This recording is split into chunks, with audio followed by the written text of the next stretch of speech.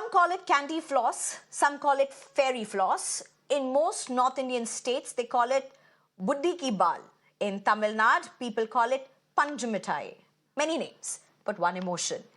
These names make us nostalgic, remind us of our childhood. You guessed it right. Yes, I'm talking about that special, colorful sugar confectionery that has captivated taste buds since ages. However, there's a concerning truth behind its colorful appearance. The food coloring agents in the cotton candy, particularly Rhodamine-B, has been identified as potentially harmful for health and even carcinogenic. In fact, recent actions by various governments, Tamil Nadu, Puducherry, Goa, and now Karnataka, have brought attention to potential health risks associated with food colors in this sugary delight and other food items as well. Karnataka has now banned the sale of colored cotton candy and Gobi Manchurian, citing cancer-causing chemical Rhodamine-B in them.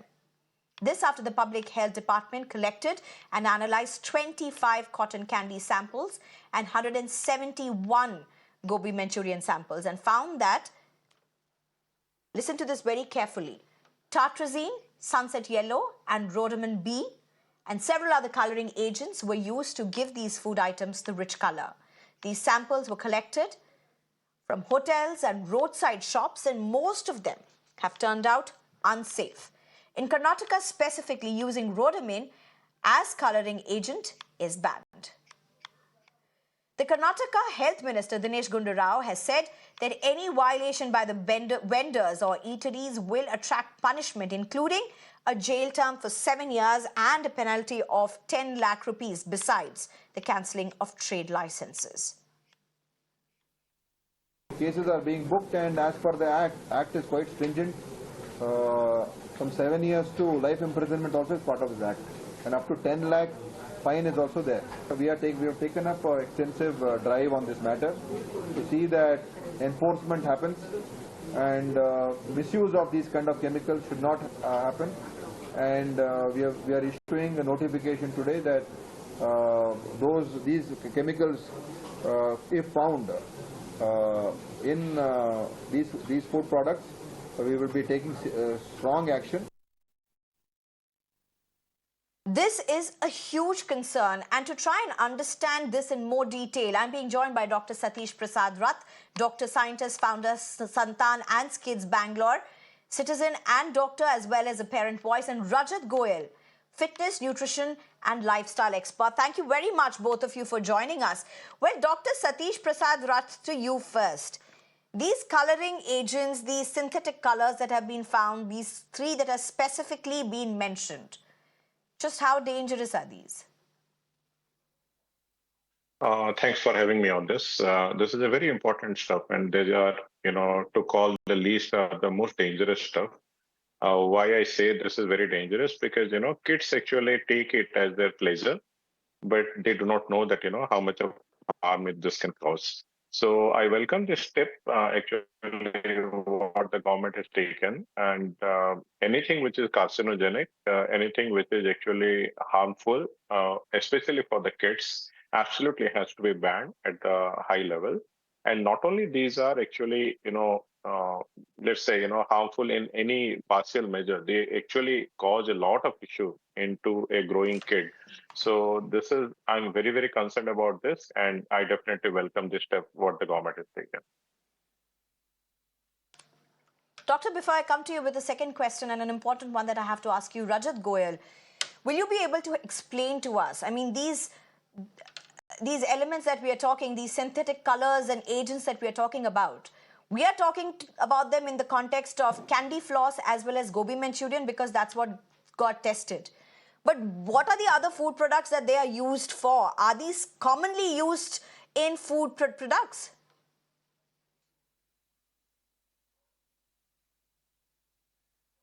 So there are Rajat so Goel, many other carcinogenic products which are used in different types of... Yes, I can hear you.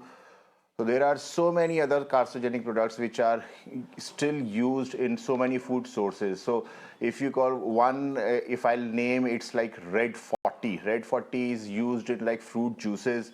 It is used in different breakfast cereals and all. One, if I name, it's yellow 5. Yellow 5 is used to give colors to the ice cream. So these are, these are some of them. And there are so many food products. And in fact, if I talk about the packed food products, the processed food products, if you will just go behind the food product and just read the label, you will find so many others also. And actually, everyone should be aware of reading the food labels also, so that they can understand and they can actually see what is there which they are eating. Dr. Satish, now from what both of you have explained, one thing that comes to my mind is, if these are so harmful, if these are carcinogenic, how is it being allowed in food for children and adults? Why is it not banned in India? Why is it being allowed in food products? That's a big question. This is a big failure, both from the government part as well as from the citizens part, but I would put it actually more on the government's part. So we should be really considering now that, these two elements are banned, and then if it is getting banned at the end product, like if it is for the Gobi Manchurian or any other Manchurian or any other coloring product for the, sweets, or let's say ice creams or cakes or something, it is always difficult to catch it. It is always easy to catch it at the beginning of the supply, whereas it is the most difficult to catch it when the food product is already done and then it is being consumed. So whenever we are thinking about law enforcement is actually very difficult if we are not doing citizen awareness, and we are just passing a law that these two should be banned, and then otherwise their licenses should be cancelled, because there are so many outlets, so many unorganized outlets, and it is almost absolutely impossible to, let's say, put a ban on it. So first and very most important part is, be it Ajinomoto, be it any coloring agent which are artificial colors, be it tartrazine, and all those things which are extremely, let's say, dangerous. Initial campaign should be there from government that yes, these are actually dangerous and they should not be found in the food products. But the second part is, how do normal consumers are going to identify their FSSAI is actually, labeling comes into picture. And FSSAI label should not be textual. It should be much more, let's say, color specific, much more non-textual, much more intuitive.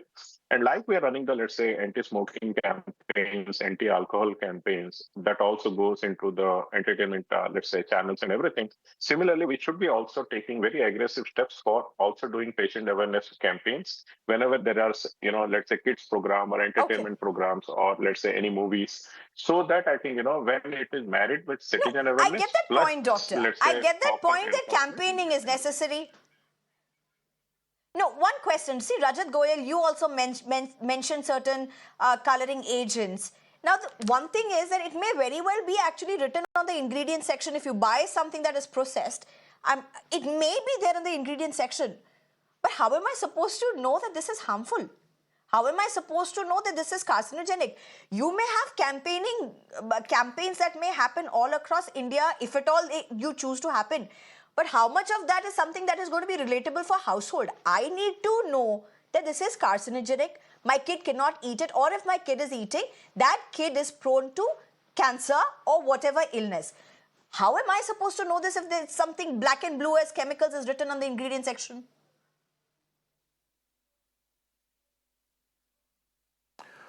So this is something everybody should be educated for. For example, if I talk about the artificial sweeteners, so in USDA, there are around more than 50 names of artificial sweeteners.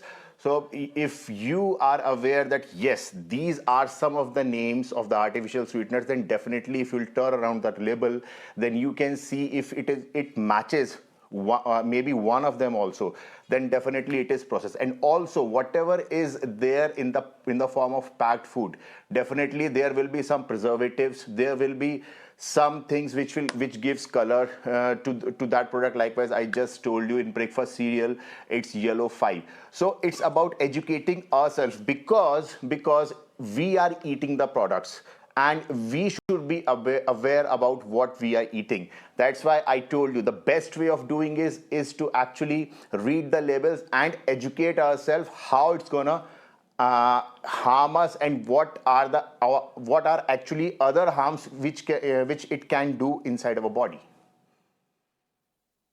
All right. Okay, Dr. Satish Prasad, now another question that comes up. Karnataka has banned parts of this. Tamil Nadu has. I'm hearing Goa also has. Now, some states have, but bulk of India hasn't. And chances are that bulk of India may sleep through this. So, isn't this inherently wrong that you put something in a concurrent list? State has powers to do X, Y, Z, but then the rest of India sleeps, the rest of the states sleep. It doesn't matter to them. People and then we have another headline very soon that India has one of the highest cancer burdens in the world or in Asia. Very true. I agree with you. So this is tip of the iceberg, even less than the tip of the iceberg kind of a knee-jerk reaction. This is not very easily enforceable. I think the point you were making is if it is, let's say, wrong, why it is allowed at all. So laws have to be very, very stringent so that this causes cancer and this cannot be allowed inside a food item kind of a thing. And then I think it is time now for government to also decide what can be a federal law and what can be a state-based law. So let's say something which is related to nutrition, something which is related to pollution, something which is related to, let's say, health hazard kind of thing like COVID. This cannot be contained through state kind of a thing. So people always hide behind health is a state subject, so every state will have their own regulations. But there has to be a blanket rule for India that these are the harmful ingredients which cannot be allowed into food items. And there has to be enough, let's say, campaigning to let people know that this is actually very harmful. And it cannot be statewide. States can actually customize it a little bit, but it cannot be statewide law, which is when it comes to nutrition. So there has to be a federal amendment to say that part is whenever it is coming to safety of nutrition, it has to be a federal law, which states has to amend it based on their localized needs. So you're very correct when you say that only Karnataka doing it is not enough, not at all enough. I think this has to be a countrywide regulation. No, and it's also very important. Everything cannot be subject to politics. Everything cannot be subject to state versus center. And my whole point is that you can't take away the rights of the states. But if states are doing something, others need to be sent a communique. The Union Health Ministry needs to be stepped up. There needs to be a protocol in place. Because it cannot be true that you have carcinogenic substance in some food items in some states, other states don't have. So it's definitely time that India wakes up to these mammoth health challenges and monsters that are staring us at our face. Thank you very much, Dr. Satish, as well as Rajat Goel, for joining us on this extremely important topic and educating us.